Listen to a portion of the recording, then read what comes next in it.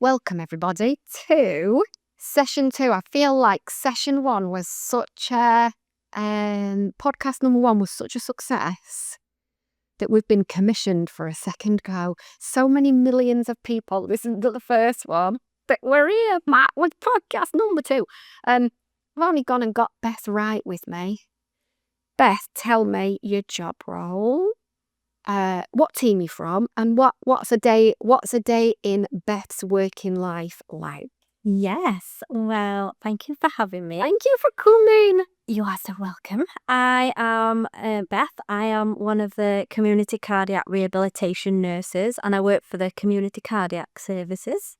I typically see patients following a heart attack or cardiac surgeries, and we go out and give a bit of advice about lifestyle, exercise, management of symptoms, medication, that type of thing.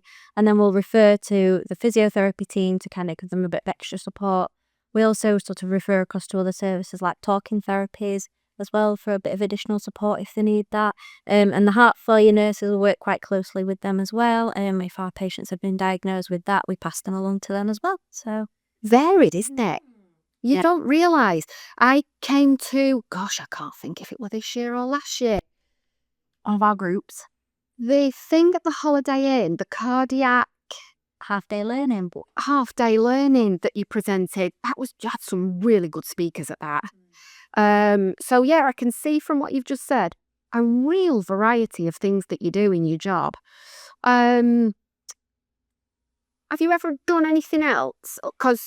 Is this the first job role you've come into? No, so I've been doing this for about 2.5 years, nearly 3 years, and before this, I was actually a newly qualified nurse when I started this role, so I'd actually only been qualified as a nurse for 4 months. So before this, I worked on Hazel Ward, one over there. I didn't know that. Yeah. I used to work on Magnolia. Ah, did you? So close, aren't they? I know. I used to work on there, so actually I got a job there before I started a placement there for the summer, before I finished university. And then I worked there for about 4 months, so it's obviously physical rehabilitation, like a step down from acute, but they're not ready to go home yet, that type of care. So that kind of got me interested in rehabilitation as a whole, and then that kind of fed into this role, really. Yeah, I love that. Exciting.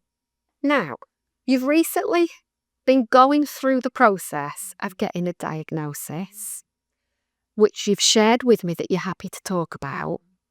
Tell me all about it. So, obviously starting this role, I was a newly qualified nurse, like we've said, and there was a few things that I started to struggle with. So a bit of time management, a little bit of my confidence, really, more than anything.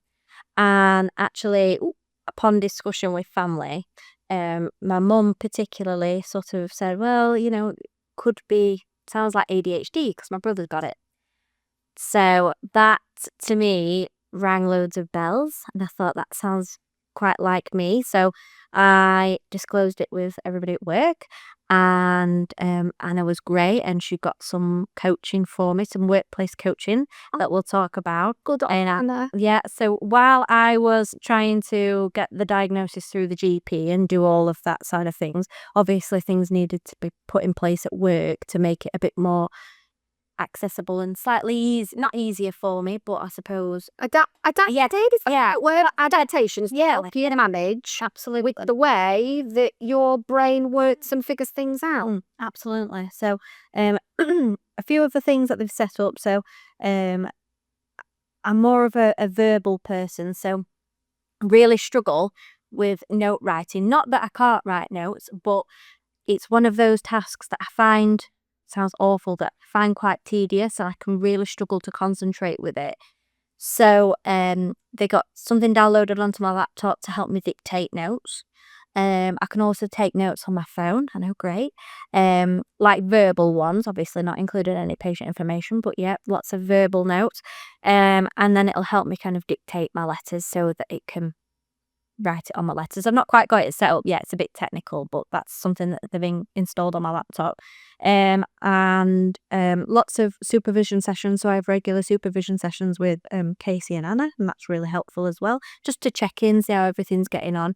Initially, we put a few different things in place, like a checklist to make sure I was going through everything with the patient, and things like that. But actually, as time's gone by, I think I've actually got a lot better at these things, and my confidence has definitely built, so I don't feel like I need those things as much anymore.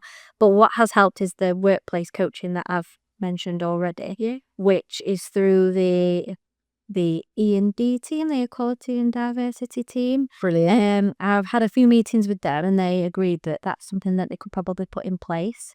So it's just to help me manage it at work, really. What sort of an impact having this support? How has that impacted how you go about your day-to-day then? It sounds like it's been absolutely pivotal. Massive. So I actually, before, when all these things sort of weren't going quite right, so when I knew something wasn't right and people were picking up at work that things weren't going quite right, I thought, oh no, like I'm dreadful at this job, like I can't do this job, I must be doing a terrible job. And then actually being able to sort of say, okay, this might be why I'm feeling like I am, and this might be why these things are happening. And then to kind of get that support offered, I feel like it's a completely different person. I'm much more confident at work and in my job. I did feel a bit anxious about coming to work previously, and I don't feel that anymore. I don't have those Sunday blues anymore about coming to work on a Monday, so... Full disclosure to our 1.2 million listeners. We chat for a while before we press record on the podcast, don't we? And one of the things we chatted about was what health and well-being means for you at work. All of those adaptations that you've just told me, that's all supporting your well-being at work. Best bespoke to you, for you, specifically tailored for you and your needs and what you require. That's absolutely supporting your well-being. The fact that you've not got a fizzy tummy on a Sunday night getting ready to go to work on a Monday, that's because your well-being has been supported in the way that it has been. And what I hope is for the 1.5 million viewers, the listeners, this might help and inspire someone else. I hope so, because there are lots of support options out there. You just need to speak to someone. It's like I think a lot of people feel like, where do I start? What do I do? How long is it since you first started all of this ball rolling? Then what's the timescale like? So I think around this time last year, it's October last year, me and my partner started looking at buying a house together, and that actually started to make my stress levels uncontrollable. And then I had a few things, part of the flu vaccinator program and things like that. So everything was kind of going all on at once, and I felt a bit like I couldn't manage it all in my head. So I remember having a supervision meeting with Anna and saying, I spoke to her about the conversation that I'd had with my mum the weekend before and just mentioned it. And then actually, as I started to become a little bit more stressed and it wasn't managed as well, and things started happening at work, and I was making slight, not mistakes, but slight errors, then it was picked up a little bit more. So I'd say the sort of end of last year, beginning of this year, it was picked up. And then, Anna got in touch with the Equality and Diversity team just to see what support they could offer, and they've got loads of different support. You mentioned there about anxiety and the building of anxiety. I'm just going to touch on that if you don't mind, because I think that who hasn't experienced anxiety? I think that it would be really, really unusual if you hadn't at some point in your life experienced anxiety. Remember, we need a little bit. Without a touch of anxiety, I would not have got out of bed this morning. We need a little bit of drive. Otherwise, we'd be late for everything. Nothing would get done. We need a little hit. I think it becomes problematic when it is out of control. Too much, every day, overpowering, perhaps altering the way that you live your life and impacting on other things in your life. Absolutely. I talk a lot about mindfulness and meditation as a mindfulness teacher, of course. That's my baby that I talk about often. And within mindfulness, we talk sometimes about reframing things. So when it comes to anxiety, yes, it can feel unpleasant. But what about if we look at it in a slightly different way, right? And what I mean by that is often anxiety comes up and, oh my goodness, it feels horrible. I don't like it. It feels unpleasant. I'm sweating. My hands are sweating. I can't breathe properly. I feel things. Yeah. Why? And then you might even start questioning, why am I like this? Why do I feel like this? Why me? There's something wrong with me. I'm useless. I'm not very good. I didn't ought to do this because I can't do it. I can't do it. It's like a spiral. Right. What if we take a step back just for a tiny secondo and think to ourselves, this is your brain looking after you. The part of the brain called the amygdala that detects danger, sets off a fire alarm through your body to send signals and messages. There's danger ahead. Do whatever you can to protect yourself. Brilliant mechanism. Love that for us. But it doesn't always get it right. It can't tell the difference between real danger and perceived danger. So if it's that you're overwhelmed with emails or you've got 72 patients to see today, you don't ever have 72 patients, do you? Good. Let's just say loads of patients to see a mod or whatever it might be. Stands to reason that there's going to be little panicky signals going to your brain. Am I going to manage it? What am I going to do? Am I ever going to get home today? What if I don't reply to so-and-so? What are the consequences of that? Panic, anxiety, danger, building and building. Little bit of that, not too bad. A lot of it over a long period of time, not great for our health.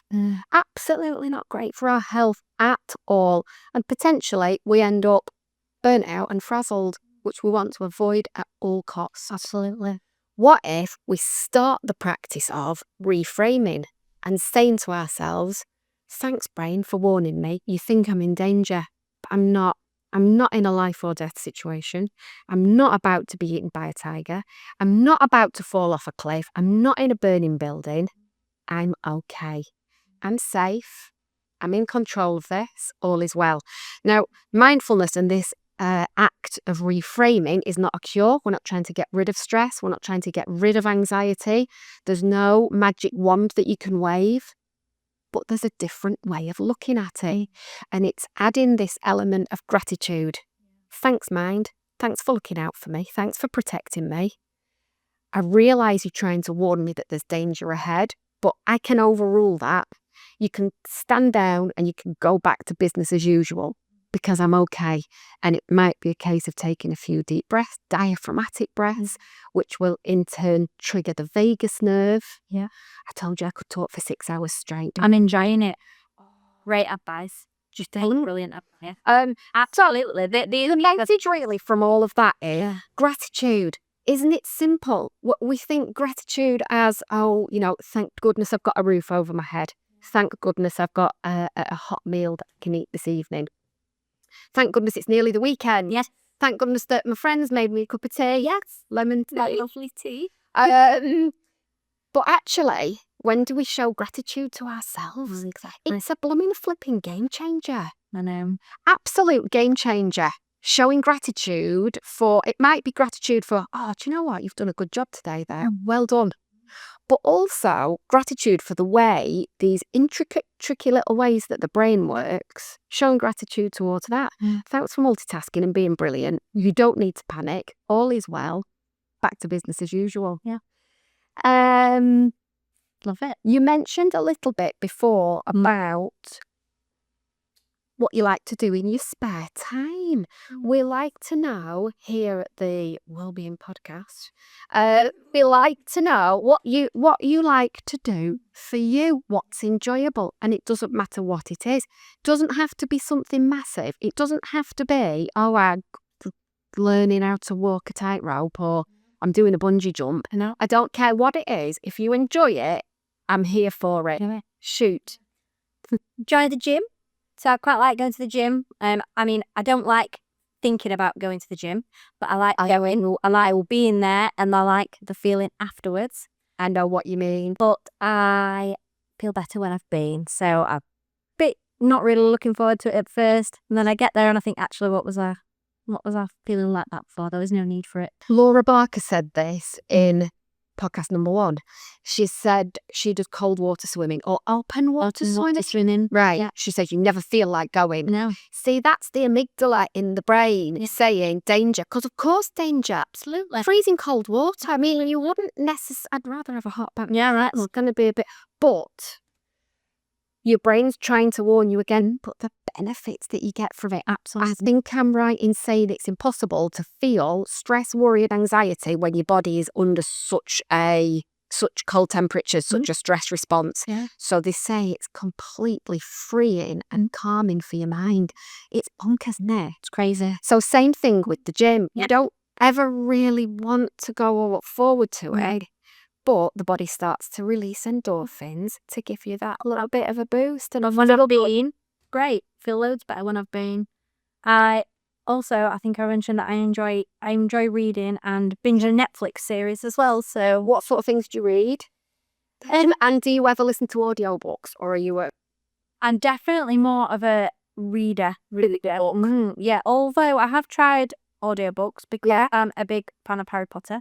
As everybody already know from my team, so I'm a massive fan. So good. I've read the books and then I've got the audiobooks because you can pick someone to read them to you at night, and I find them quite sort of relaxing to listen to on a night time. So I quite like fantasy and things like that, books like that. And can I just tell you something about Harry Potter? I'm sorry, it's on my brain now. When I went to get my McDonald's this morning, Thursday morning treat, the McDonald's up here in Ball Bay, the chap that served me was a bit of a Daniel Radcliffe lookalike, but he had a hairnet on his beard. And I was so thrown with what to make of, is it Daniel Radcliffe? And what's going on with I'm going to call it a beard hammock. Yeah. That's what's going on with the beard hammock. He was just taking payments. He wasn't dealing with food. Anyway, wonder where it's because it's part of the standards of them being round food. I know them. I think with McDonald's they just sort of work in different areas. I hope he's washing his hands between the money and that. They will be, won't they? RPC and all that. Yeah. Films. Netflix. Yeah. Films on Netflix or series. They're both, actually. I mean, again, the Harry Potter films are on Netflix, so I have watched them. Have you been to the thing in London? I have. What's it called? The studio. Studios is the word I'm looking for. I actually went for my birthday this year. And amazing. Yeah. Cried. Yeah, it sounds a bit silly, but my partner was like, what are you crying for? No, it's just a bit emotional. Yeah, I'm with you. I'm with you. So yeah, I watch those, but I also like a lot of series, and my thing is I've got a habit of rewatching series I've already watched. So things like The American Office, I will watch that on repeat. Never watched The American Office. You miss it out. Really? But have you watched the UK Office? Yeah. And then you've progressed? Yeah. Do you know what I think it is? What I believe that it is with rewatching things, it's familiar and we find it really comforting. Yeah. We get into that flow state of the mind where you're totally engaged with what you're doing. You don't have to wonder what's happening next. You don't have to guess the plot. You don't have to think how much longer is this going to go on for, what's going to happen. Yeah. And it's completely, it's a bit like Friends. How many episodes of Friends have you watched? All of them a million times. Exactly. Yeah. Yeah, exactly. Like you saying the words with some comforting. Yeah. It's the repetition and that comfort within. Just one last thing. Any Netflix series what's the plural for the word series? So series, isn't it? Is it not series? Is. Have you got any recommendations? I need. If you think of anything, text me. I mean, that's no good for our 2 million listeners. No. Sorry, guys. Just for me. If I think of anything, you can mention it in your next one. Okay, I won't. Yeah, but okay. That concludes our podcast number 2. Lovely. Thank you for that. I love you, Beth, right? Yeah, well, is that all right? Of course it is. I love you. And thank you, everybody, for listening. And thank you to Beth. Thank you, guys. Thank you.